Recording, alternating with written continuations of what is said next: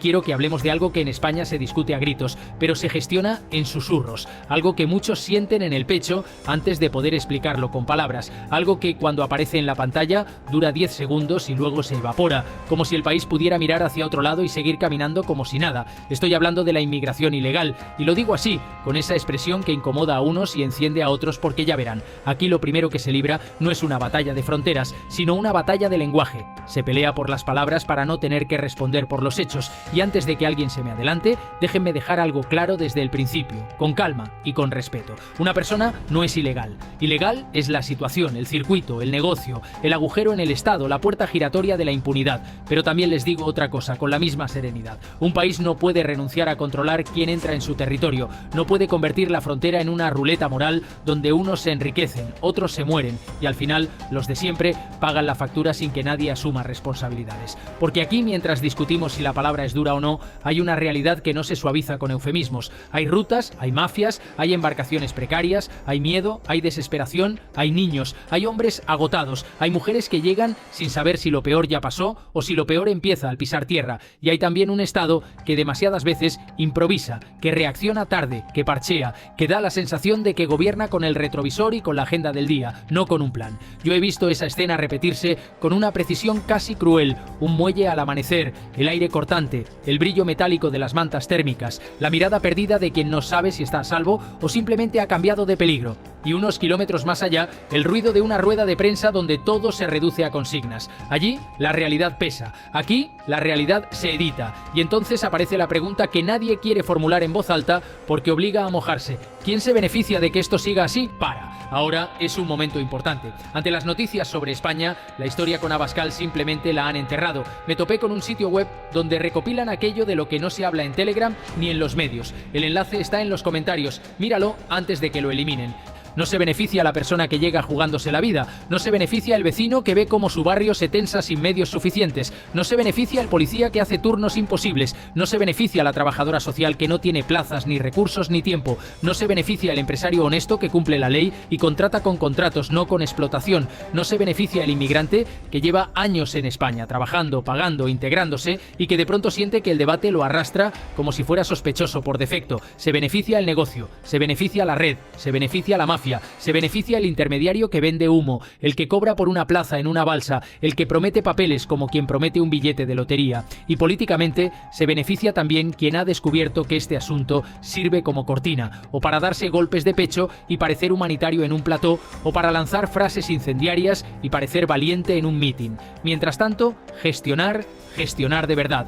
Eso se deja para mañana. Y aquí es donde entra un nombre que, les guste o no, ha convertido esta cuestión en una bandera, en un eje, en un martillo: Santiago Abascal. Con Abascal ocurre algo curioso. Para sus seguidores es el único que se atreve a decir lo que los demás callan. Para sus detractores es el que se aprovecha del miedo. Pero si uno apaga el ruido y mira el tablero con frialdad, hay una realidad incontestable. Abascal ha obligado a que la inmigración ilegal deje de ser un tema tratado con frases templadas y pase a ser un tema central, incómodo, permanente. Y ahora viene lo importante, porque no se trata de aplaudir ni de demonizar.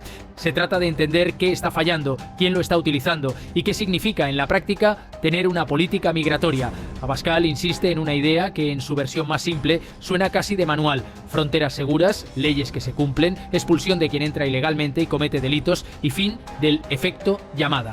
Eso es lo que repite, eso es lo que defiende y eso es lo que le ha dado rédito, porque conecta con una sensación extendida: que el Estado no manda, que el Estado reacciona, que el Estado muchas veces se justifica. Pero ojo, porque repetir una consigna y gobernar un fenómeno son cosas muy distintas, y yo, como periodista y como ciudadano que no quiere que su país se rompa por dentro, necesito ir un paso más allá y les invito a ir conmigo. Vamos por partes. Primera parte: el efecto llamada no es una frase, es un mensaje, y los mensajes viajan.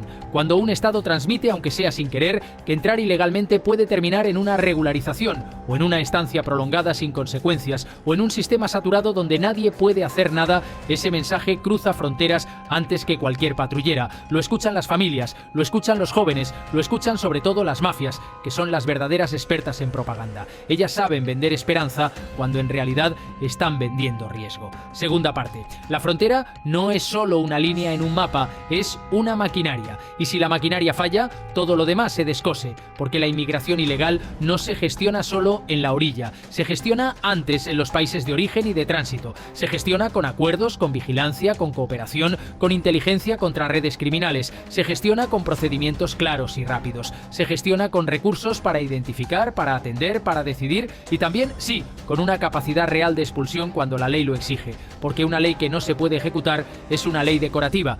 Tercera parte, la integración no es un eslogan bonito, es una tarea durísima. Y si no hay integración, lo que queda es tensión. Y aquí, perdónenme, es donde muchos gobiernos fallan con una mezcla de ingenuidad y cálculo. Hablan de acogida como si fuera una foto, una ceremonia, una frase emotiva, pero la integración real es empleo, idioma, convivencia, normas comunes, educación, seguridad y también límites. Y si no hay límites, no hay convivencia, hay choque, un choque silencioso que empieza con miradas de desconfianza, sigue con rumores y termina con barrios partidos en dos. Y la cuarta parte, la que más cuesta decir porque toca el nervio de lo cotidiano, el impacto no es abstracto. El impacto baja a la calle, baja a la lista del médico, baja a la cola del trámite, baja al aula, baja a los servicios sociales, baja al mercado de trabajo, baja incluso a la percepción de seguridad, que es un termómetro delicado. Puede alterarse por hechos reales, por episodios concretos o por la simple sensación de que aquí no hay control. Y cuando la sensación se instala, es gasolina. Gasolina para la demagogia, para la exageración, para la polarización. Gasolina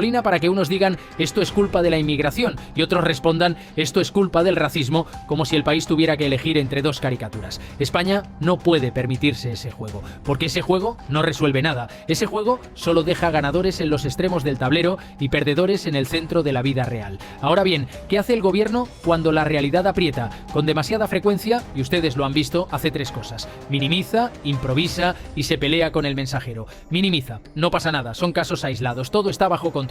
Improvisa, ahora los traslado, ahora los reparto, ahora abro un centro, ahora lo cierro. Y se pelea con el mensajero. Si preguntas, estás señalando. Si dudas, eres intolerante. Si pides control, eres insolidario. Ese triángulo es letal.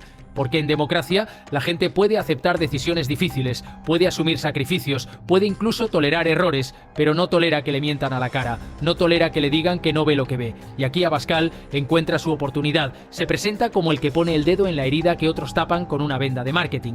Y por eso crece, porque no crece solo por lo que propone, sino por el vacío que detecta, la ausencia de una respuesta clara, firme y coherente por parte del Estado. Pero atención, porque hablar de respuesta firme no significa convertir el país en un lugar inhóspito, significa separar el drama humano del negocio criminal, significa proteger derechos sin desarmar la autoridad, significa, en definitiva, hacer lo que el Estado está obligado a hacer: ordenar. Y ordenar empieza por la verdad.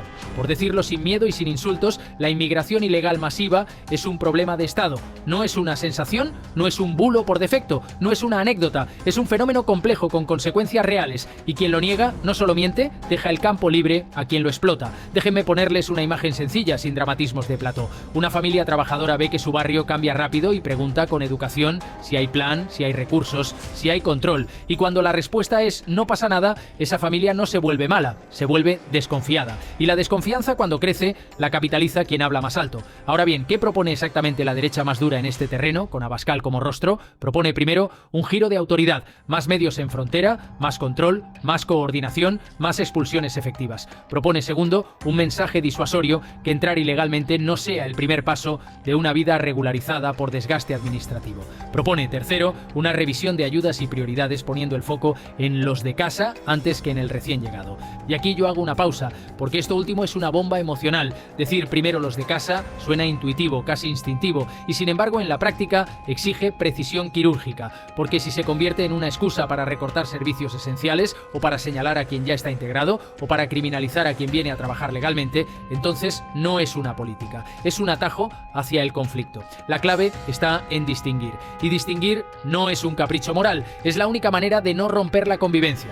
Distinguir entre inmigración legal y entrada ilegal, distinguir entre quien viene a trabajar y quien viene explotado por redes, distinguir entre quien respeta la ley y quien la desprecia, distinguir entre un Estado que protege y un Estado que abandona. Y aquí volvemos a Abascal, porque él sabe jugar con esa distinción y también con su simplificación. Abascal no es ingenuo, sabe que el mensaje corto viaja más rápido que el matiz, sabe que la frase contundente se comparte mejor que el párrafo razonado, sabe que en un país cansado la gente quiere certezas, no comisiones, y por eso su discurso es directo, sin anestesia: control, orden, expulsión, frontera. La pregunta es, ¿cómo traducir eso en un Estado que funcione sin convertir la política migratoria en un espectáculo? Porque hay algo que casi nadie dice en voz alta: la inmigración ilegal también es un síntoma de debilidad institucional. Es como una alarma que suena en la pared y te indica que hay un sistema que no está respondiendo, que la burocracia no llega, que la justicia no es ágil, que la coordinación entre administraciones es lenta, que faltan plazas, faltan intérpretes, faltan jueces, faltan policías, faltan recursos, y cuando faltan recursos, la frontera se convierte en un embudo que revienta por dentro, y entonces ocurre lo que siempre ocurre cuando un problema real no se gestiona: se privatiza el conflicto. La gente en los barrios se organiza como puede, los municipios se quejan, las comunidades autónomas se pasan la pelota, los partidos se tiran cifras a la cara y el Estado, en lugar de liderar, va detrás. Como si la inmigración ilegal fuera un temporal que no se puede prever, cuando en realidad es un fenómeno que se anuncia, se anticipa, se prepara. Por eso, cuando escucho a Abascal decir "el gobierno ha perdido el control", entiendo por qué ese mensaje cala, porque lo que se siente no es solo la llegada de personas, lo que se siente es el desorden. El desorden es el enemigo silencioso de la convivencia, y no olvidemos el mercado laboral. En un país con precariedad y economía sumergida, la entrada ilegal se convierte en combustible para la explotación. Combatirla también es defender salarios y derechos. Ahí hay un punto que debería unir a casi todos, pero que se pierde por la guerra cultural. Combatir la inmigración ilegal es también combatir la explotación, porque cuando cortas el circuito ilegal, proteges al que llega y proteges al que ya estaba, proteges la dignidad del trabajo, proteges el salario, proteges la economía formal, proteges la idea de que aquí se vive bajo unas reglas. Y entonces uno se pregunta, ¿por qué cuesta tanto decir esto sin convertirlo en una pelea tribal? Y aquí de nuevo Abascal juega la carta de la ruptura. Ellos no quieren hablar, nosotros sí. Ellos se esconden, nosotros damos la cara. Ellos traicionan, nosotros defendemos. La única pregunta que importa es si detrás de ese golpe de mesa hay un plan viable o solo un eslogan rentable. Porque una política migratoria seria necesita tres cosas, y las necesita a la vez: control real en frontera y contra mafias, procedimientos claros y rápidos con garantías, e integración exigente para quien llega legalmente y se queda. Si una de esas piezas falla, el sistema se desborda. Ahora déjenme decirles algo que quizá les sorprenda. En este tema, España no necesita elegir entre corazón y orden. Necesita ambas cosas a la vez. Porque si solo hay corazón sin orden, lo que hay es caos y negocio criminal. Y si solo hay orden sin corazón, lo que hay es crueldad